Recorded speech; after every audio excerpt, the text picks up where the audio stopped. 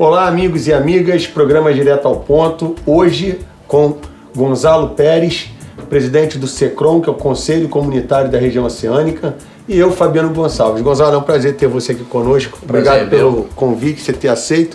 Explique para nós o que é o SECRON e o papel dele na atualidade. Bom, o SECRON é um conselho comunitário que tem hoje associado a ele 78 entidades da região oceânica, né? O SECRON surgiu de uma necessidade de se lutar na região oceânica, principalmente por água, saneamento básico, e também por uma luta que houve lá atrás. Em que época? Nós estamos falando do final dos anos 80, foi formado o SECRON em 1989. Sim. Havia uma tentativa de se criar, de se autorizar a construção de espigões. Uma verticalização, tal qual houve na Barra. Que houve na Barra. Sim. Então, naquela ocasião, havia, vamos dizer, um objetivo comum muito claro disso. Sim.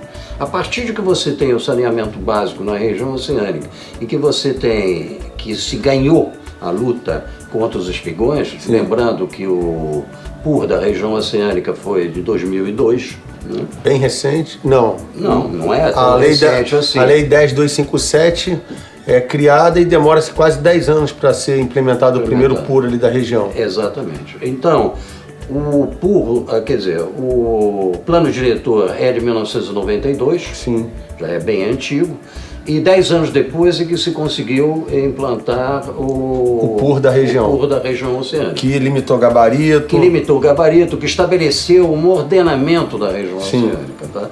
Estabeleceu regras de ocupação de solo, regras de altura de edifícios, estabeleceu compensações ambientais também. Por exemplo, algumas construções que você hoje aparecem na entrada da Avenida Central do lado esquerdo, elas têm um determinado gabarito porque há uma compensação ambiental. A construtora tem que comprar um terreno ao lado que dê para o João Mendes. Que é o final do canal ali. Isso. Então foi criado um mecanismo de compensação ambiental. Até para se desenvolver a região. Para se desenvolver a região. Lá atrás também foi estabelecidos eixos de desenvolvimento, que é Francisco da Cruz Július. Correto. Que tem até hoje o nome de estrada e que já não tem mais o perfil de estrada. E você teve o outro perfil que é da Avenida Central. Correto. Posteriormente começa um outro vetor de desenvolvimento, que é a estrada do Engenho do Mato. E agora nós estamos diante, dia 6, inaugurou o túnel, estamos diante de um novo vetor da região, que é o túnel Charitas-Cafubá, que vai potencializar a Avenida 7. Aí é uma questão também de preparação, porque, a nosso ver, a Avenida 7 merece ainda uma melhor preparação. Ela ainda não está preparada como deveria para esse novo fluxo de carros. Tá? Certo. Da mesma maneira mas isso é aprendizagem. Correto. Não adianta querer também ter tudo pronto. Vai haver uma aprendizagem de desenvolvimento para isso. O que provavelmente vai acontecer é a necessidade de você fazer algumas desapropriações para permitir um fluxo de carros mais adequado. Ali tem os cotovelos ali, né, Gonzalo? Porque você hoje, o que acontece? Você tem dois ônibus que passam pela Avenida 7. É um ônibus que é o 39, que vem aqui para o centro, mas passa pela Avenida 7, e o outro que vai pelo shopping, pelo Multicenter. Correto. Né? E você tem também o ônibus que vem de Várzea das Moças e que passa também na Avenida 7, porque ele faz Cafubá. Mas eles são muito esporádicos, não tem tanto fluxo. Então, você vai agora criar um fluxo, mas é um fluxo principalmente de carros. Porque o fluxo de ônibus ele vai passar pela dentro da Transoceânica, dentro da via única que tem da Transoceânica. Isso.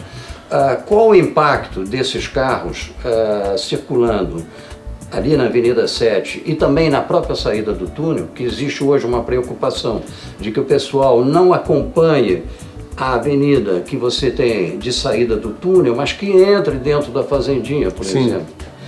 corte o caminho dentro da fazendinha, o que criaria um tumulto dentro da fazendinha. Isso daí é ordenamento, né?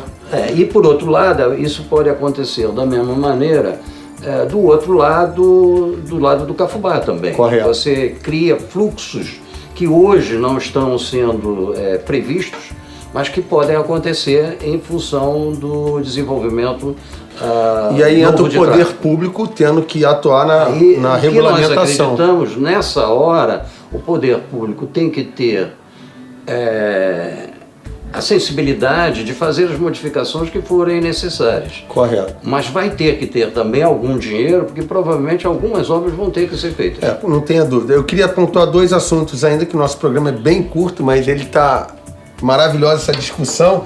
Plano diretor, na sua concepção, depois de 92, a gente faz uma atualização do plano diretor em 2016. Ao teu ponto de vista, como estamos? O plano diretor teve um lado que eu reputo excelente. O trabalho da Fundação Getúlio Vargas foi ótimo. Sim. Ou seja, o levantamento da situação de Niterói e da região oceânica foi ótimo. Quando você fala de tendências para, que é a segunda fase, ou seja, eles fizeram o levantamento da situação, levantamento dos problemas, levantamento de onde estamos. Depois você levanta quais as tendências, para onde provavelmente vamos, e aí aparecem algumas surpresas para Niterói e para a região oceânica. Certo. Por exemplo, uma surpresa é a questão de número de habitantes. A Fundação Getúlio Vargas, ela prevê que em torno de 2025, Niterói para de crescer. E também, na região oceânica, pararia também de crescer. Mas não. Mas aí a gente não sabe qual o impacto que o túnel vai ter. Mas exatamente isso pensado é gerar um adensamento na região. Então, e uma afluição de regiões que estão adensadas hoje para lá. Né? Então, você tem esse cenário, vamos dizer assim, que você tem hoje. Uma das preocupações que existe é que o número de carros em Niterói, apesar de que a população tende a se estabilizar, o número de carros continua crescendo. E vai chegar a 500 mil habitantes e 400 mil carros. E aí não há rua para isso. Né? E não é só Niterói, vamos dizer, Niterói abrange também a região oceânica. Exato. Outra coisa que tem que ser pensado também é que essa facilidade de entrar e sair da região oceânica vai atrair também mais pessoas turistas também, que não são da região oceânica. Tá? Qual a quantidade desse tipo de pessoas vai ser atraída que é o problemático. E para terminar, Gonzalo, a questão que foi levantada recentemente do cemitério novo na região oceânica. Pois é. Isso o cemitério não fica na região oceânica. Fica no extremo leste da cidade. Ele fica em Várzea das Moças. Isso, né? já na fronteira com São Gonçalo e Maricá.